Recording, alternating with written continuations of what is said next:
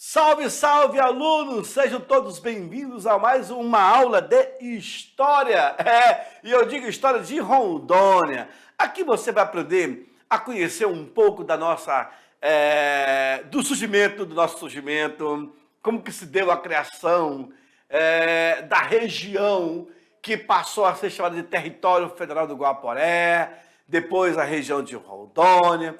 Vai conhecer nessa aula, nas nossas aulas daqui para frente, vai aprender a conhecer sobre como que se deu o surgimento de Porto Velho, a estrada de ferro Bandeira Mamoré, todo o processo, a construção do Real Forte Príncipe da Beira, como que se deu a descoberta da caceterita, como que se deu a abertura da BR-364, os garimpos de ouro, ali da mineração Jacudá, Bom Futuro, que mais?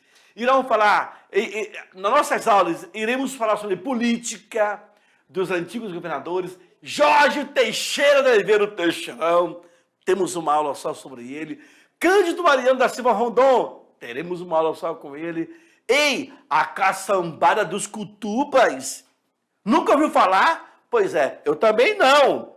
Mas aí buscamos, temos material bacana para vocês. Enfim, aluno, são muitos temas que nós iremos abordar com vocês nas aulas de História. Então, abre o teu caderno.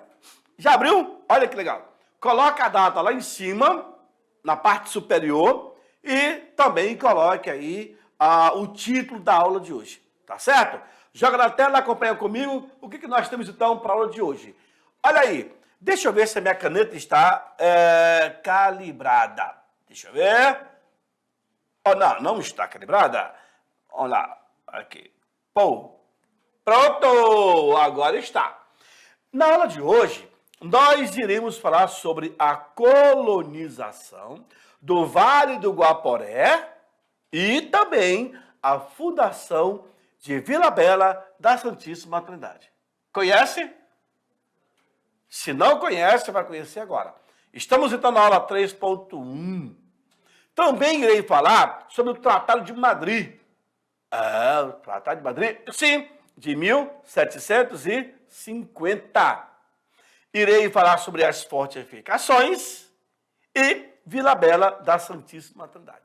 Fechou? Então acompanha comigo. Na aula de hoje, como habilidade, aluno, tu tens que reconhecer os fatos do passado como processos sociais, resultados de posicionamentos diante de diferentes possibilidades. Tá certo? Bom, feito isso, tá de boa. Então, partimos. A conquista da região guaporeana iniciou-se anteriormente à assinatura do Tratado de Madrid. Viu? A conquista ali do Guaporé foi bem antes de 1750, que é o Tratado de Madrid. No empenho de missionários que passaram pelaquela região, no desempenho de sertanistas e de mineradores, assim como também de aventureiros, certo? Todos esses eram procedentes da cidade de Belém e da capitania de São Paulo. Então eles vinham tanto da parte do sul, do sudeste e do norte, para a região do Guaporé. Então vinham da região ali de Belém, adentrando os nossos rios, Solimões, Rio Negro, Rio Amazonas ali, né? Passando pela Madeira, Mamoré, depois o Guaporé. Ou vindo de São Paulo, pegando o Rio Tietê, Paranaguá, Paraguai e Guaporé. Então acabamos se encontrando aqui. Fechou? Tá percebendo como é que é, aluno? Avanço, vou avançar contigo. Olha lá. As alternativas para enriquecimento situavam-se entre os atrativos das lavras e faisqueiras, assim como também a preação de índios. Aí você me chama a atenção, aluno, querendo saber, professor, e o negro? O negro, ele vai estar no Vale do Guaporé no século XVIII? Sim, já temos presença do negro. Mas vai se intensificar mais ainda um pouco mais na frente, após a metade do século XVIII. Mas já no século XVIII existiam, tá bom? Até então, a preação do índio era o principal instrumento. Observe na imagem que está com vocês agora, eu tenho aqui já o negro, eu coloquei uma imagem somente para identificar. Eu tenho os negros trabalhando na construção de ruas. As casas, como eram criadas, formadas, etc. E ali na labuta. Vejam vocês, me coloca, por favor, nessa imagem, que aí nós temos o mapa da criação aqui de Vila Bela. Essa estrutura que foi montada, vejam, senhores, que Vila Bela, ela vai ser uma das primeiras, a primeira cidade a ser estruturada no mapa, teoricamente e fisicamente. Então, a primeira cidade a ser projetada no Brasil foi Vila Bela da Santíssima Trindade, que vai ser a primeira capital de Mato Grosso. Não foi Cuiabá, não. Foi Vila Bela. Depois é que vai ser Cuiabá. Vocês vão entender esse enredo, tá bom? Então, se Vila Bela vai ser a primeira cidade estruturada do Brasil, a segunda vai ser quem? Quem? Pois é, a segunda, aí já temos Brasília, né? Nós temos ali Palmas e Tocantins, que acaba sendo estruturada, tanto no papel como fisicamente.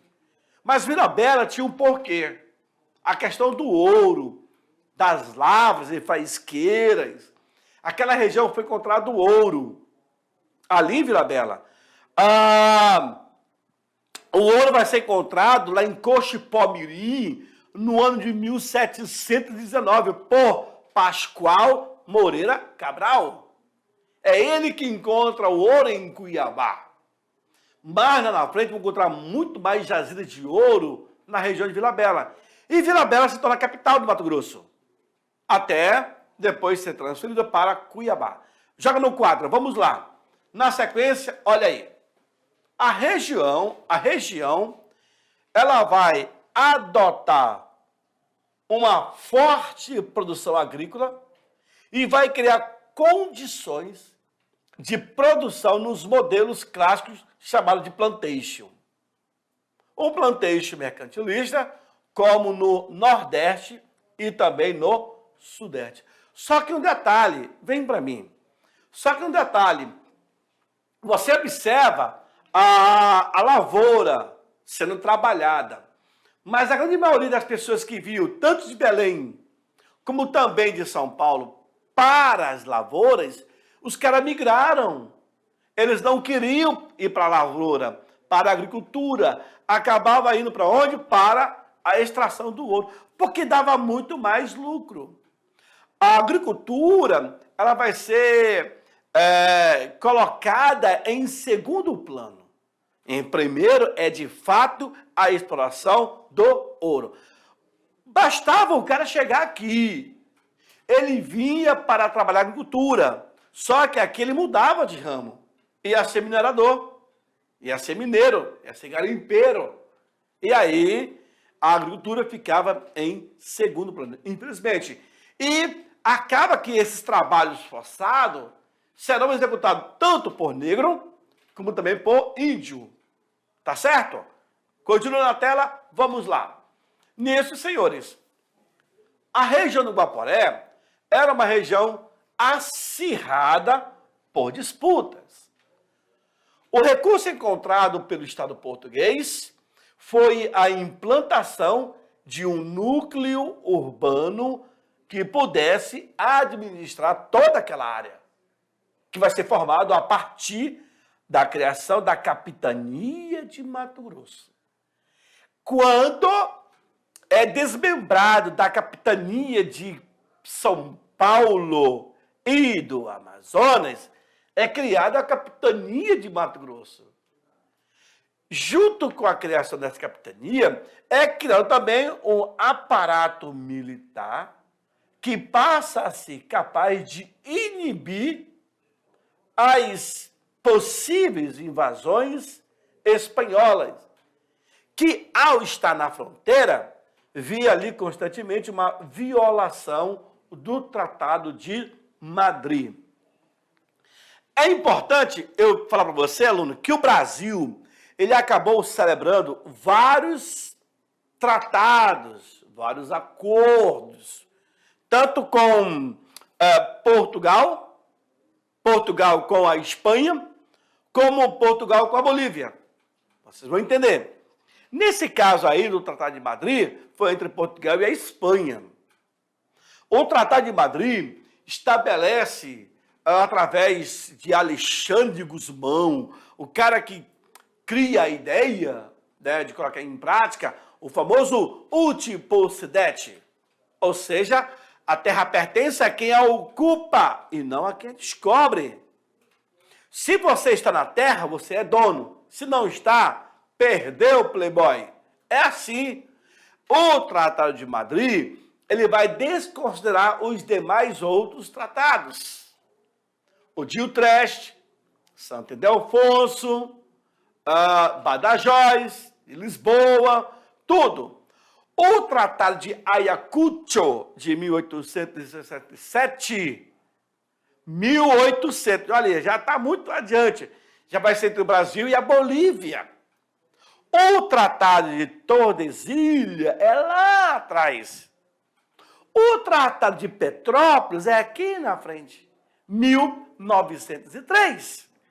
Aluno, vocês terão uma aula só de tratado com a gente, tá bom? Eu vou te explicar direitinho os tratados e o que cada um deles estabelecia. Fechou? Segue no quadro. Então, vamos lá.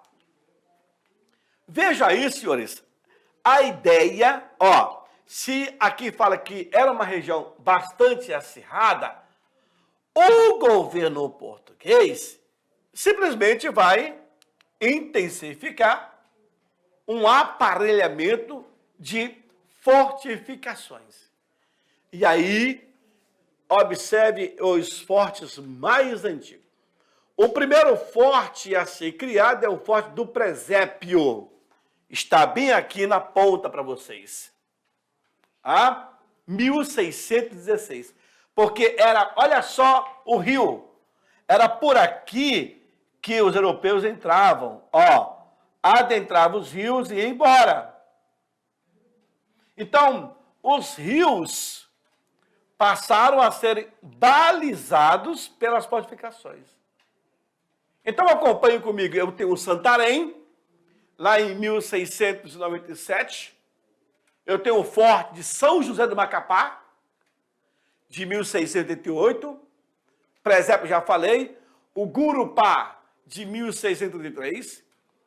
São José da Barra do Rio Negro, lá em Manaus, ali, de 1609. Forte Príncipe da Beira. Essa data está errada. Na verdade, é 1775 a construção, 1783 é a conclusão.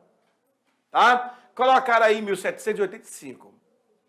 Forte São Francisco Xavier de Tabatinga, de 1776. São Gabriel da Cachoeira, de 1761. São José da Maribitana, 1761. Forte São Joaquim, 75. Então, observe que toda a fronteira amazônica, pegando dos seus rios até a fronteira seca, vai ser balizado por fortificações.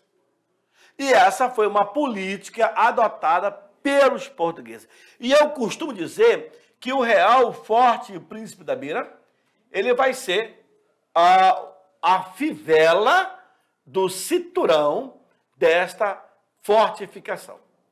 Fechou?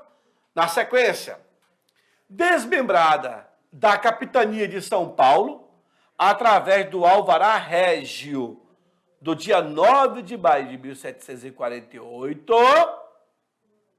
ficava criada a capitania de Mato Grosso. Certo? O que vai contribuir, para uma migração maciça dos habitantes de Bom Jesus de Cuiabá e também aos seus arredores, tá? Essa população de Cuiabá e adjacentes, eles irão migrar para a nova vila, que estava ofertando ouro, que estava dando ouro. O ouro era florado da terra. Olha que legal. Seria fundado, então, por Dom Antônio Rolim de Moura. Esse foi o cara. Dom Antônio Rolim de Moura vai defender o território português contra os espanhóis.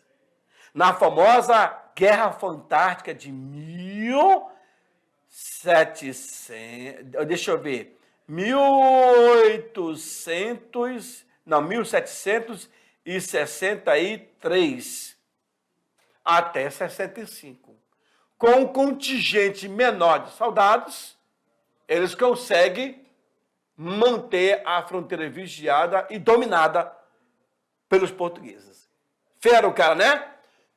A posse definitiva da região, ela só seria garantida a partir da efetivação do princípio,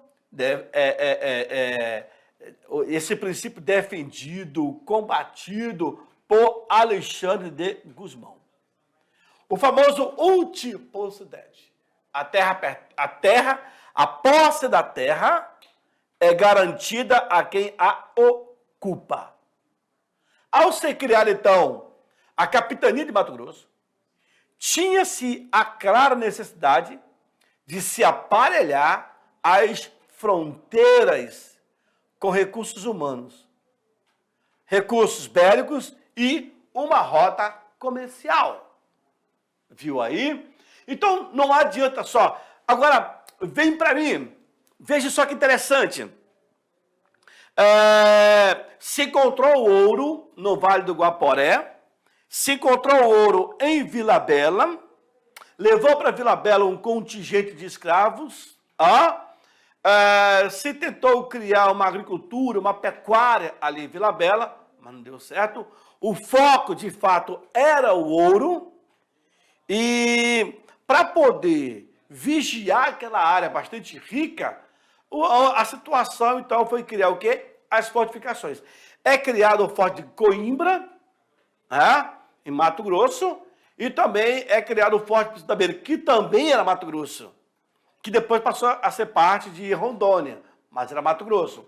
Então, esses fortes foram criados com o objetivo de resguardar a riqueza mineral pertencente ao governo português, assim como também proteger a fronteira e evitar o contrabando. Contrabando de quê, professor? Do ouro.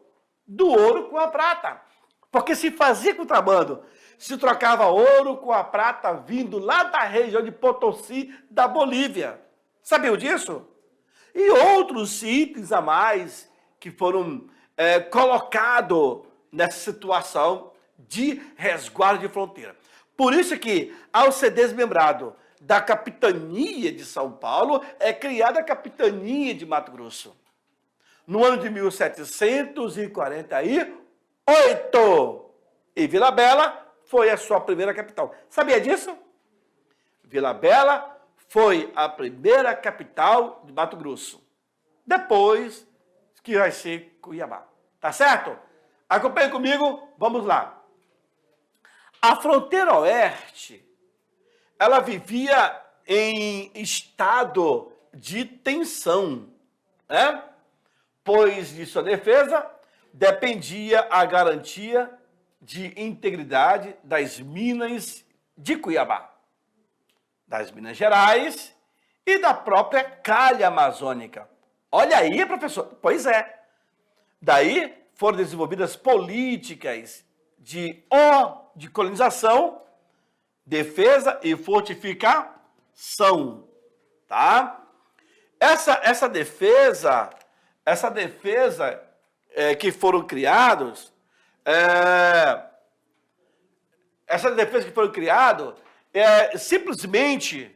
simplesmente foi com o intuito de buscar consolidar a proteção ao território.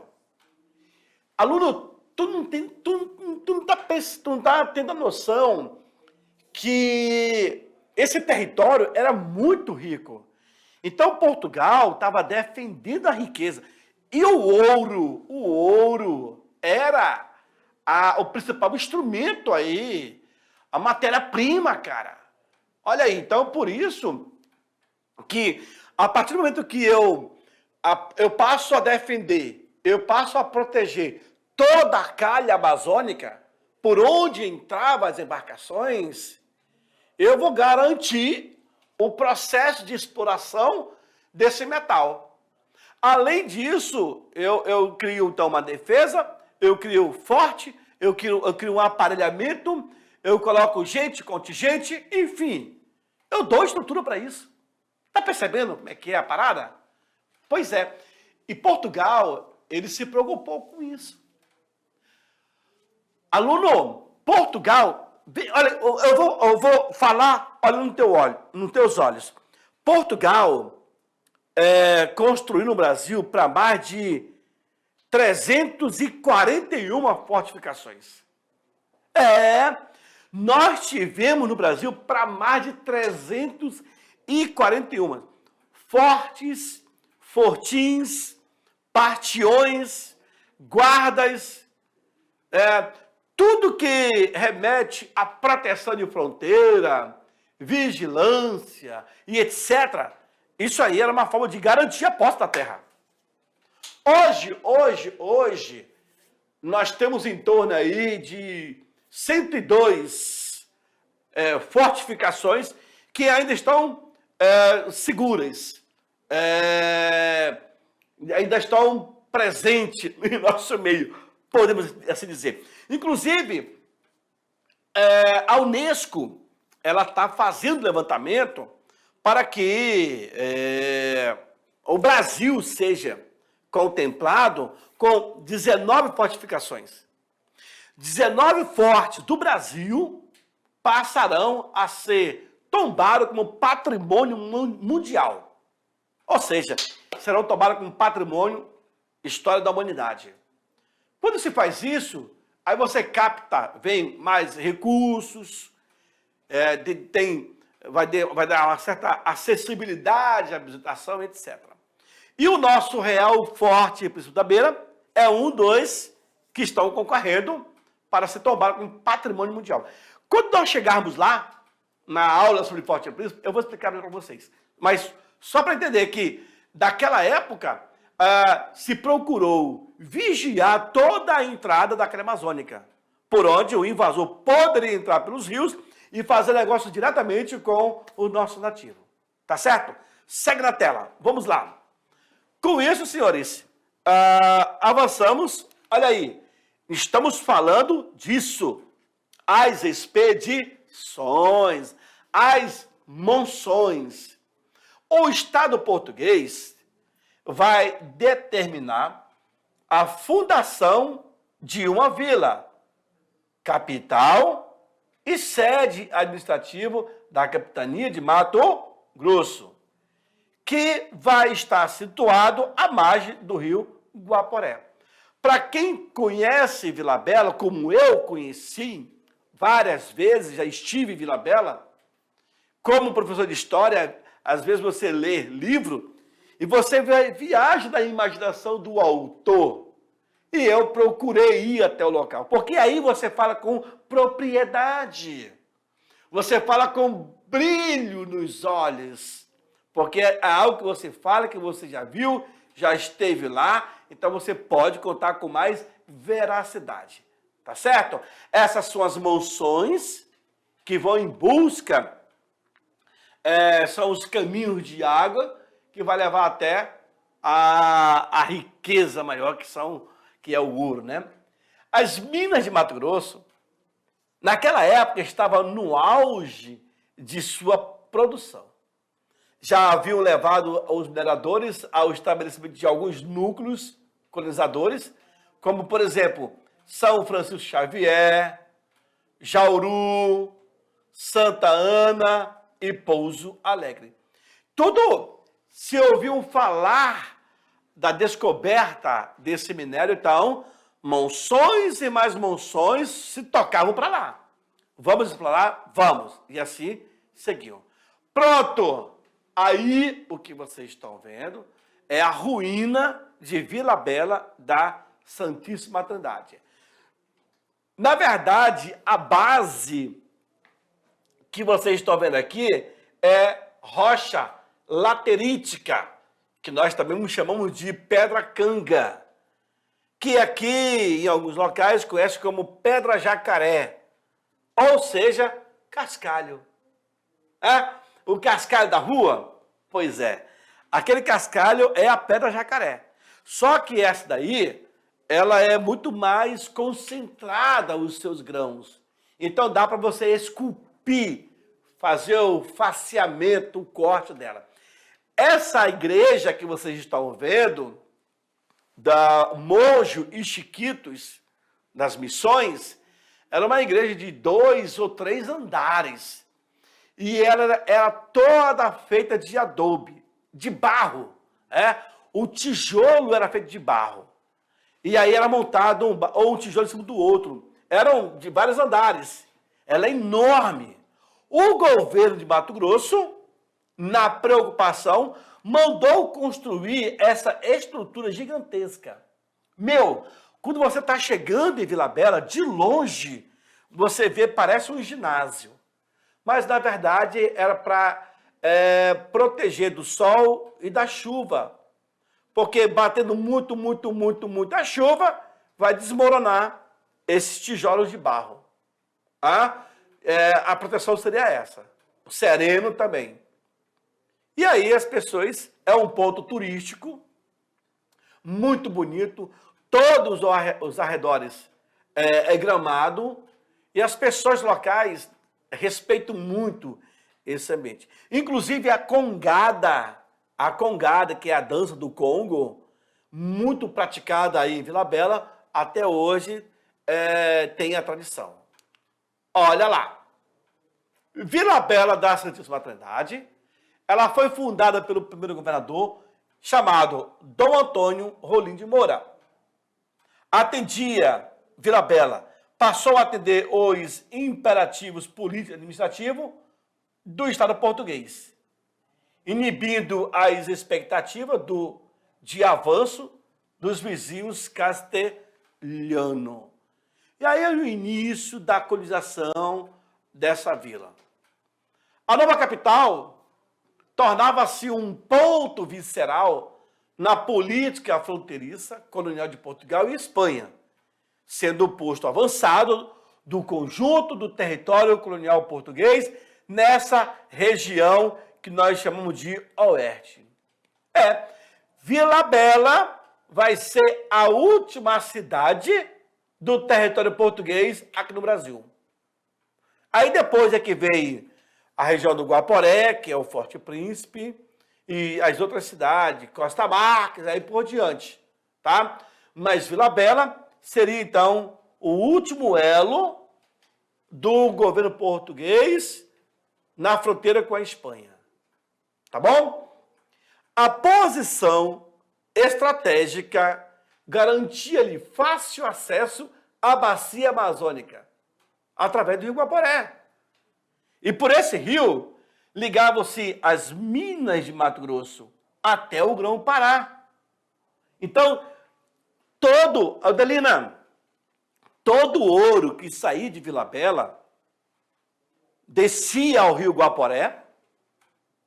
Quando chegava nas cachoeiras e nas quedas d'água, retirava a embarcação, as canoas enormes, cruzavam as cachoeiras por terra, lá embaixo colocava novamente a embarcação e ele seguiu viagem, passando pela Mamoré,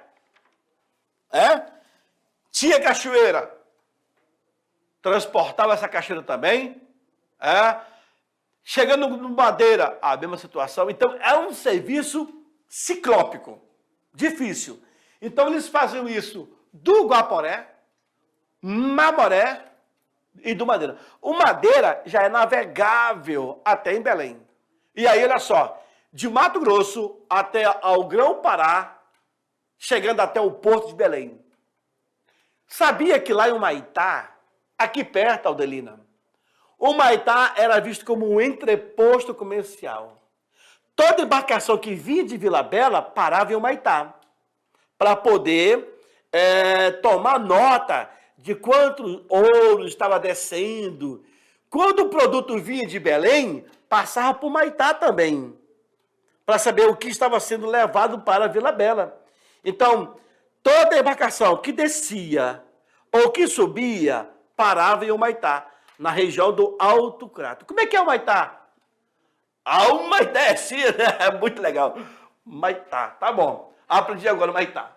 Então, vamos lá. Facilitando também o acesso à Bacia Platina. Olha aí. Pois através de Vila Bela, Vila Maria, lá em Cáceres, ou Vila Bela, Cuiabá, estabelecia uma ligação com os rios. Vejam, Paraguai, Rio Cuiabá, Rio Taquari, Rio Pardo, Rio Paraná, Rio Tietê, atingindo até São Paulo. Na verdade, naquela época, os rios era que interligavam todas as cidades. Olha, vocês estão tendo aí aula para concurso público. Então, a criação de Vila Bela vai representar um ato arrojado de dimensões econômicas, estabelecia um controle definitivo sobre a produção do ouro, o que mais importava, e diamante, das minas de Cuiabá, além de Mato Grosso. Tanto é, para quem passa por Cuiabá, percebe que fica lá embaixo, né? Os caras falam que é muito quente. Se você quebrar um ovo no asfalto, ele frita. Porque fica lá embaixo. Na verdade, fica lá embaixo porque o vento passa aqui em cima. Lá em Várzea Grande. Aí não passa vento lá embaixo, né? Por isso que se torna quente.